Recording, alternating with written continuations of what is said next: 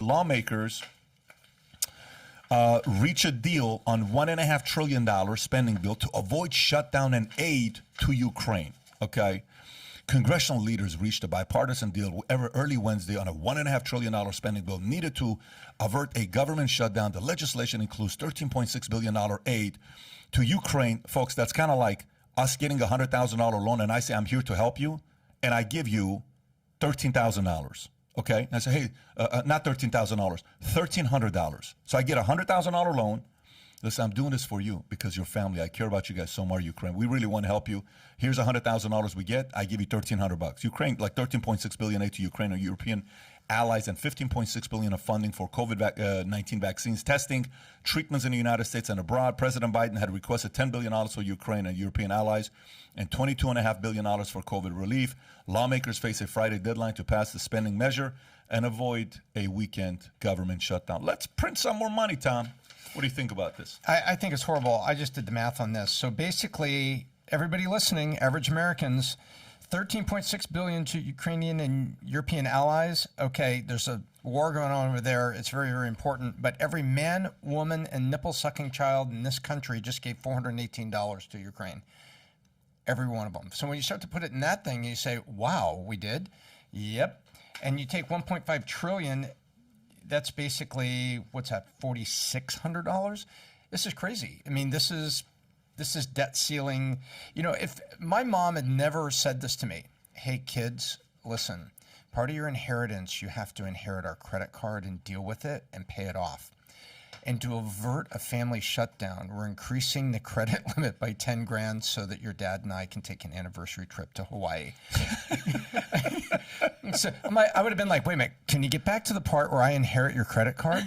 So if you were to put it that way, let's make a storybook. What a perspective, Tom. Make a storybook for 6 years old. What a perspective. Your parents said, we're going to increase the debt ceiling for the family so your dad and I can go to Hawaii. Wonderful job. And then when we die, remember, you're responsible for the credit card because debt never dies. Liz, what do you think about this story? I think it's actually bigger than that, because I don't think that there's an expectation from the left, at least, that we are all, or our children are all, actually going to pay this. You guys know what modern monetary theory is?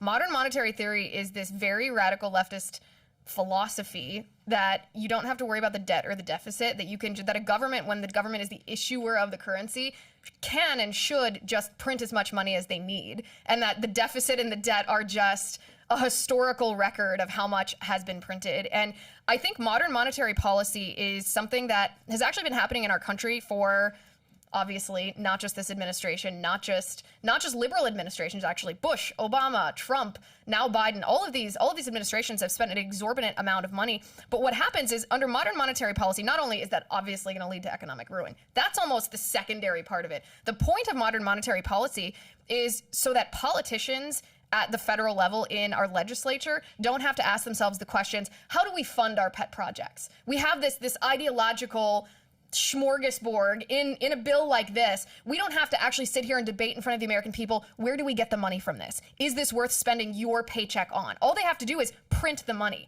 So this modern monetary policy, by the way, one of the propagators of modern monetary policy, one of the lead thinkers on this, is named Stephanie Kelton. Stephanie Kelton is an advisor to the Biden administration and was an advisor to both Bernie Sanders and Joe Biden during their campaigns. So this modern monetary policy is acknowledged and embraced by the Biden administration. They just hope that you won't notice. They hope you won't notice because this is the way they push their agenda through. This is the way that it can never be rolled back, because our legislators then don't actually have to take into consideration whether they're being wise, whether people want their money spent on A, B, or C policy, whether they want it spent on the Green New Deal, or whether they want it spent on Medicare for All, or whether they want it spent on Ukraine. They don't have to, our legislators never have to debate that, because people, in a sense, don't touch that.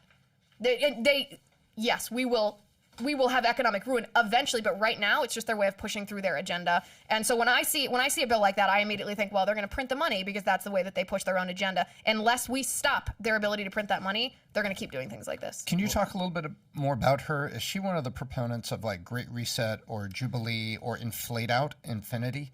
She inflate out of debt? Yeah, so she's a professor, a college professor, and she just speaks probably more bluntly than anyone else that I've heard about modern monetary theory, being completely dismissive of the idea that you would ever have to pay back you would ever have to pay back what you're spending, or that she actually admits that taxation under modern monetary theory isn't about increasing revenue for government to pay for whatever projects they have. She thinks that taxation is a form of control, that taxation is a way to ensure that people don't ditch the US dollar because they see that this spending increases, or devalues the dollar, it increases inflation. She says taxation is just a way to make sure that people stay using our currency, because you have to earn the US dollar in order to pay the US dollar as taxes.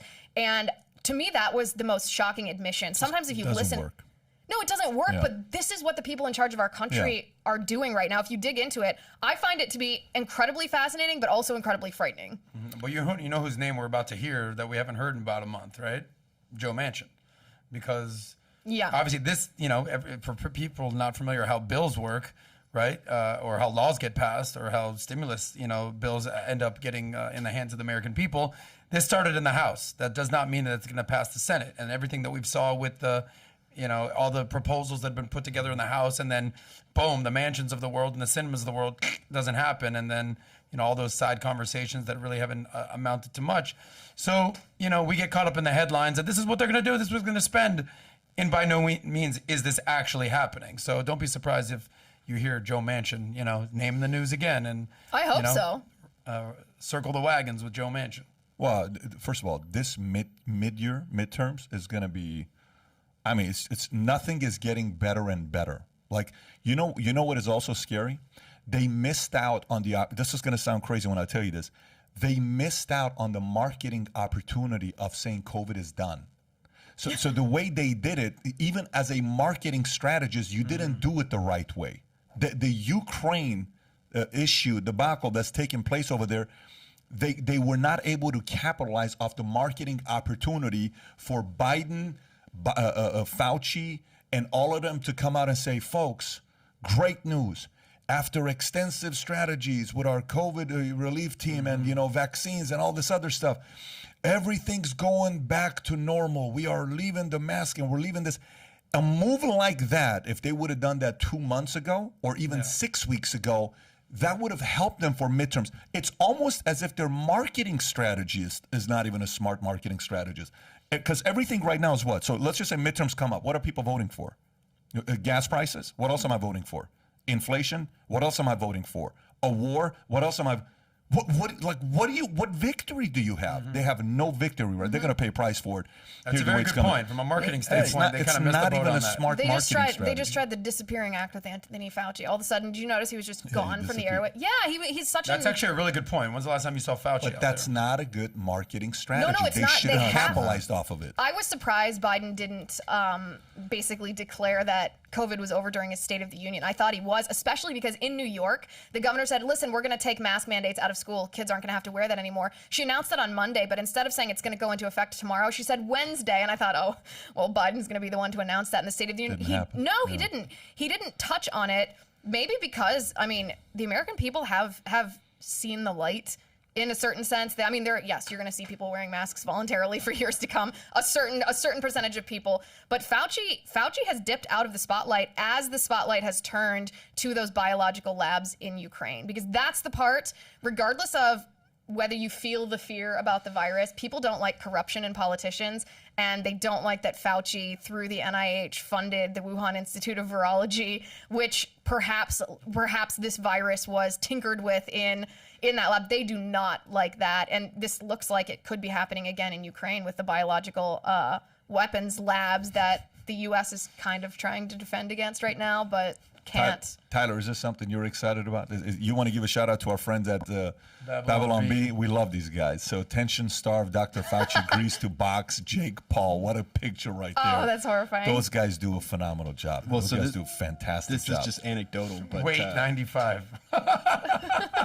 You know what I got in the mail? What's that? Last week? What? My government-issued COVID testing kit came in the mail last week. Like, we're done with COVID, right? Everybody kind of agrees it's just off the radar. And sure enough, when nobody needs it, right, we all get our government. Did you order it, or did it just get sent to you? Just got sent to me. Interesting. Just showed up in the mail. I was like, oh, I got a package. Wonder where it came from. And out comes a COVID I'm testing offended. kit. I haven't gotten one yet. It really hurts my feelings. So if you enjoyed this little segment from the podcast, click over here to watch the entire podcast. And if you've not subscribed to the channel, please do so. Take care, everybody.